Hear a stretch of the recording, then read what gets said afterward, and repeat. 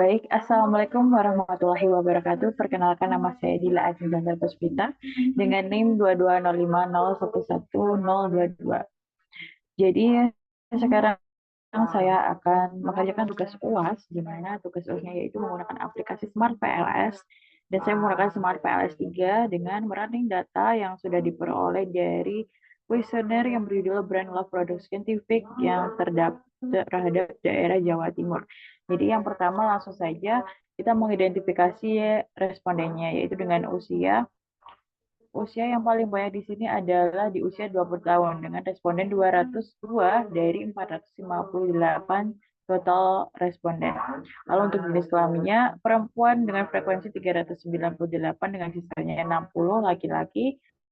Jadi yang terbanyak adalah perempuan untuk respondennya. Lalu lanjut dengan domisili.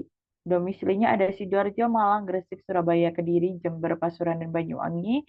Dengan saya sendiri mencari responden dari Pasuruan. Lalu di sini yang terbanyak adalah dari Jember dengan total 74, lalu Pasuruan totalnya adalah 458 responden. Lalu untuk pekerjaan paling banyak sekarang masih mahasiswa atau pelajar dengan frekuensi 398, disusul dengan pegawai swasta yakni 39 dengan total keseluruhannya ada 458. Selanjutnya langsung saja ada pengujian validitas dan reliabilitas. Kita buka Smart PLS. Lalu dengan cara bisa dengan cara um, create new project seperti ini.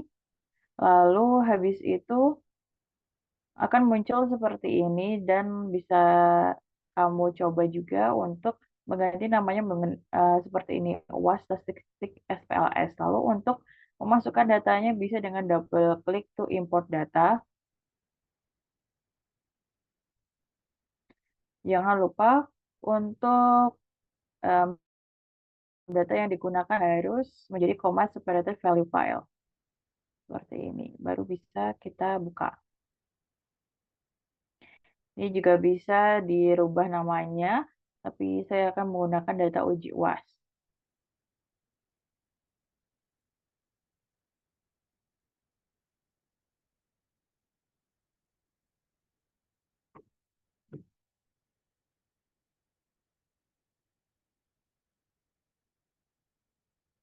Kita tunggu sebentar.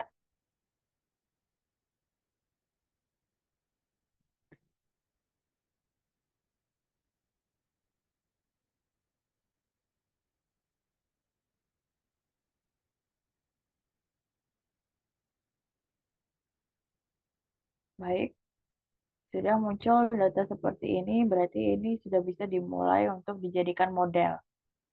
Kita klik di sebelah sini untuk menjadikan model.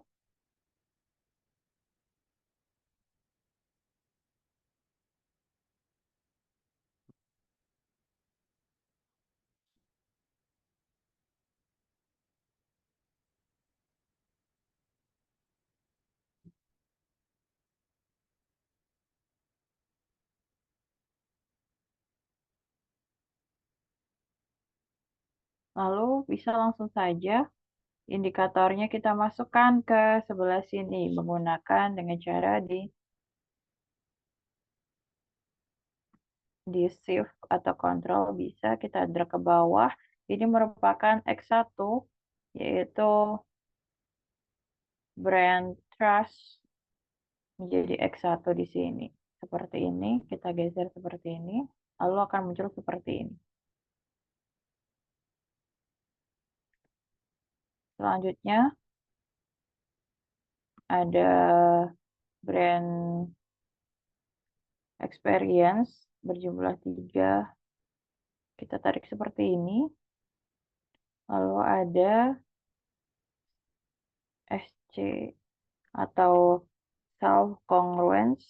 Kita drag juga seperti ini. Ada, kita rapikan sebentar. Habis itu ada brand love yang menjadi Z.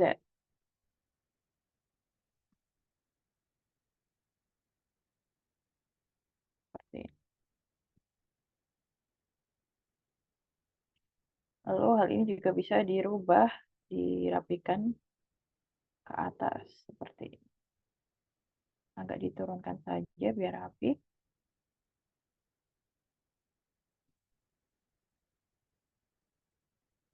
Seperti ini. Lanjut untuk BS1 sebagai moderasi.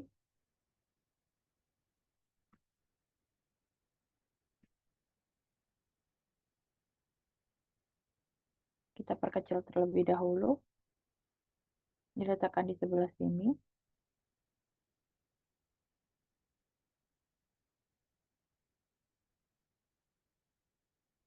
Lalu lanjut dengan EWOM sebagai Y.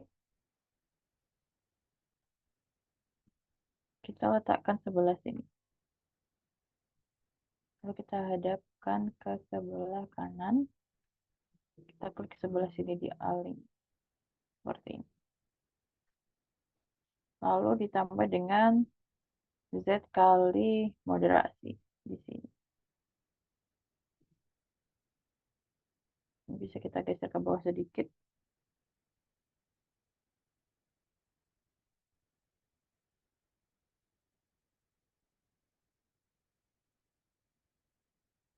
Selanjutnya bisa kita renam satu persatu agar memudahkan pengerjaannya.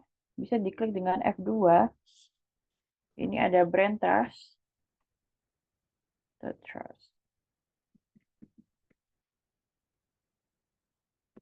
Sebagai X1,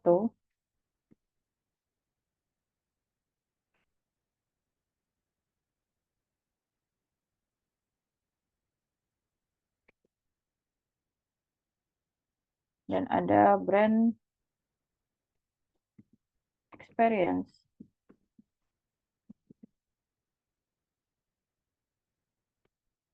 Sebagai X2,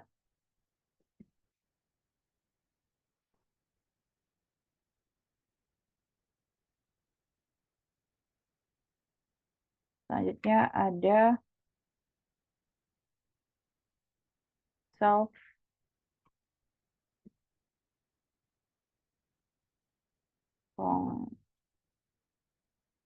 congruence.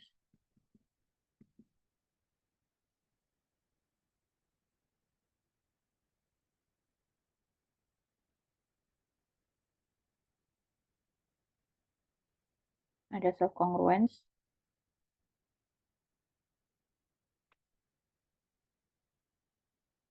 Sebagai X3.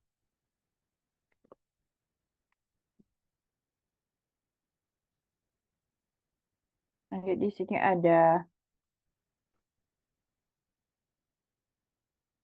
brand love sebagai Z dan juga brand love kali mau versi itu yaitu brand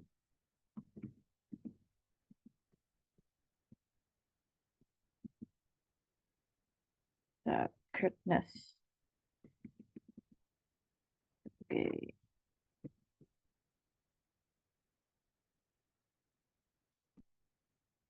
Oke, kita ke bawah dikit. Kalau kita namain ini.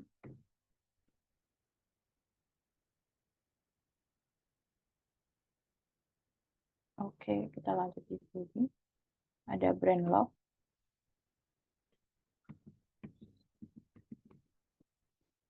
sebagai Z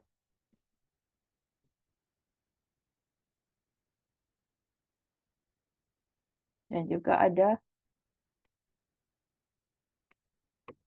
EWOM sebagai Y. Seperti ini. Lalu tinggal kita konekkan brand trust ke brand love, brand experience ke brand love, self congruence ke brand love, lalu brand love ke Ewom. Selanjutnya ada brand trust ke Ewom, brand experience ke Ewom sebagai Y, self congruence ke Y, dan juga brand love ke Ewom. Selanjutnya brand love kali brand secretness ini ke Ewom. Selanjutnya brand secretness ke Ewom. Oke, tinggal kita kalkulasikan hasilnya. PLS algorithm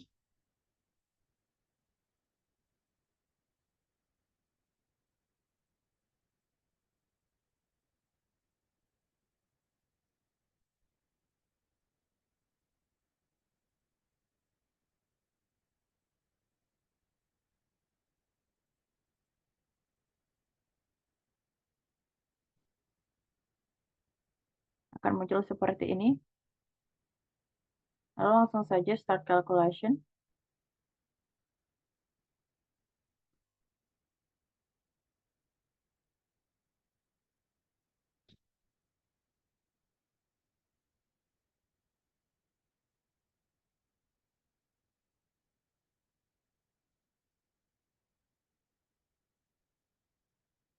Untuk mengetahui apakah ada variabel atau item yang merah atau nanti bisa mengganggu kita merunning data. Kita bisa start calculation. Kita tunggu sebentar.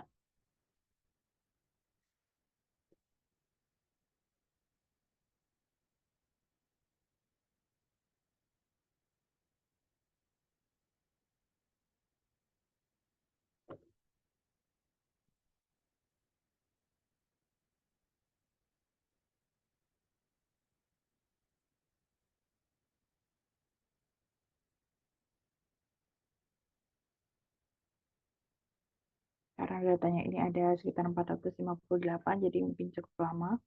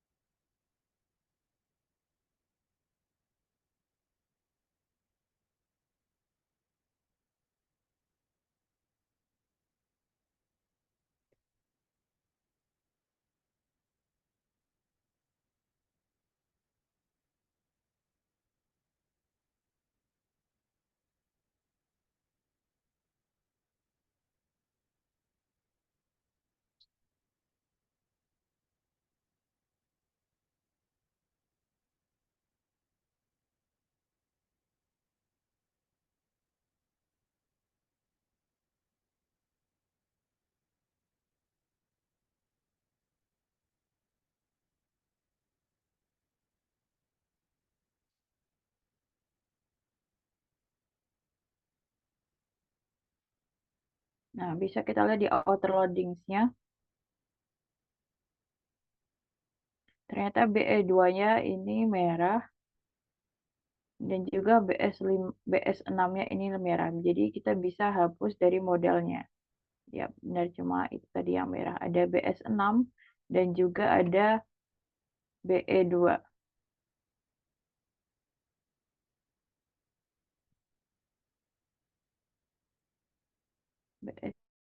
BE2 kita hapus. Oh, bentar. Kita alih connect ini ke select. Seperti ini. Kalau kita select B2-nya, kita hapus. Delete.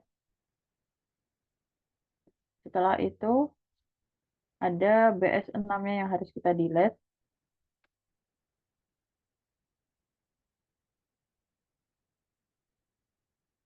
BS6-nya kita delete.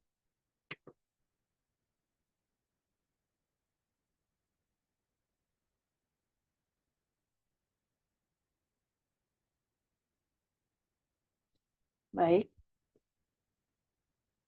kita delete. Setelah itu kita calculate lagi PLS algorithm.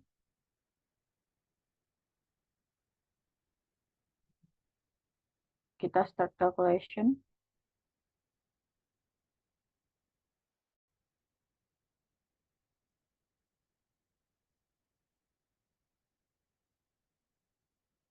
Lalu muncul lagi seperti ini, kita buka outer loadings-nya. Yap, ini sudah hijau semua. Sudah hijau semua, berarti kita bisa melihat uji validitas dan reliabilitasnya. Nah, sebelum itu untuk outer loadings ini hijau semua dikarenakan nilainya menunjukkan lebih dari 7. Jadi indikator ini bersifat valid ya dan dapat dilanjutkan ke analisis selanjutnya yaitu ada uji validitas dan kita bisa lihat dari konstruk reliability dan validity-nya. Nah, untuk uji validitasnya dilihat dari AV-nya ini. Jadi untuk AV-nya ini lebih dari 0,5 maka dikatakan valid, sifatnya valid. Dan untuk reliabilitasnya dikatakan reliable kalau Cronbach raw composite reliability-nya ini em, di atas, sebentar maksud saya, composite reliability-nya ini bisa dikatakan reliable jika di atas 0,7 dan juga untuk ROA-nya ini mendekati 1 bisa dikatakan reliable dan Cronbach alpha-nya ini lebih dari 0,6 bisa dikatakan reliable. Sedangkan untuk brand experience ini di Cronbach alpha dan ROA-nya ini tidak reliable dikarenakan mereka kurang dari 0,6 dan tidak mendekati ke 1. Selanjutnya, untuk diskriminan validity-nya kita lihat juga untuk menentukan kevalidannya. Nah, ini sebenarnya diskriminan validity itu dari nilai akar dari AV, jadi dipastikan untuk setiap akarannya ini merupakan hasilnya itu lebih besar daripada variabel ke variabel lain. Jadi untuk brand experience ke brand experience ini besar daripada brand experience ini ke variabel yang lain. Seperti itu seterusnya. Selanjutnya ada uji mode fit. Kita lihat di sini. Nah, ini bisa dilihat dari nilai NC square-nya ini juga lebih dari 100 dan juga SRMR-nya ini kurang dari 0,10 dan juga em, NFA-nya ini skornya 0 sama dengan 1. Terus selanjutnya ini bisa dikatakan sebagai model fit gitu. Jadi uji model fit ini ditunjukkan untuk model ini antara variabel ini menjadi em, cocok gitu. Bisa melihat kecocokannya melalui model fit. Jadi ini bisa dikatakan fit. Selanjutnya ada uji R2, ada R2 atau R square di sini.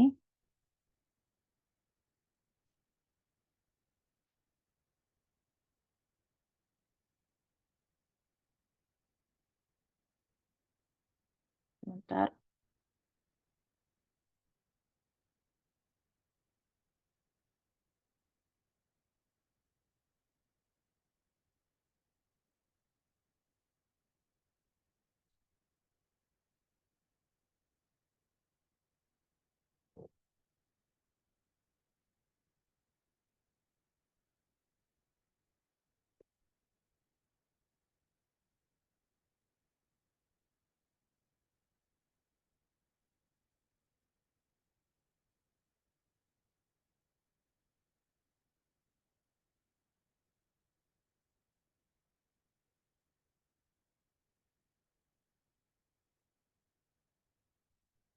Nah, ini untuk R square-nya ada brand love dan juga IWOM-nya. Nah, juga ini semua jika semua variabelnya saya bisa menyimpulkan semua variabel terhadap brand love ini jika dinilai R square-nya 0,649 dan R square-nya aja tetnya ini 0,646, ini bisa dinilai kuat. Dan juga untuk IWAM-nya, semua variabel terhadap IWAM ini, jika R square-nya 0,629 dan R square adjusted-nya 0,624, ini bisa dikatakan kuat untuk R square-nya. Selanjutnya, ada uji hipotesis, di mana kita harus melakukan running lagi menggunakan bootstrapping. Kita pencet calculate, bootstrapping,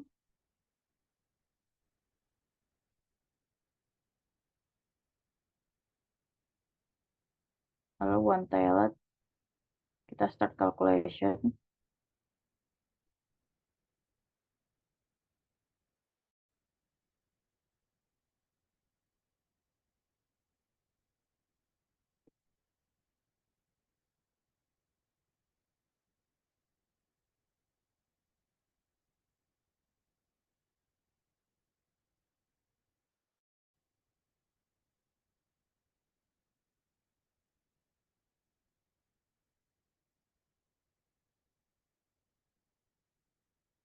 Nah, ini. Jadi untuk hipotesis, jika nilainya kurang dari lebih dari 0,05 berarti ditolak, jika nilainya kurang dari 0,05 berarti diterima. Jadi seperti ini. Kita lihat dari p-values-nya untuk menentukan dia diterima atau ditolaknya untuk hipotesisnya. Jadi untuk 0,004 ini berarti diterima, untuk yang merah ini 0,337 ini ditolak, dan seterusnya. Jadi dari 9 hipotesis ini terdapat 5 hipotesis yang diterima dan ada 4 yang ditolak. Nah, itu tadi running data dari identifikasi responden dan juga pengujian validitas dan reliabilitas.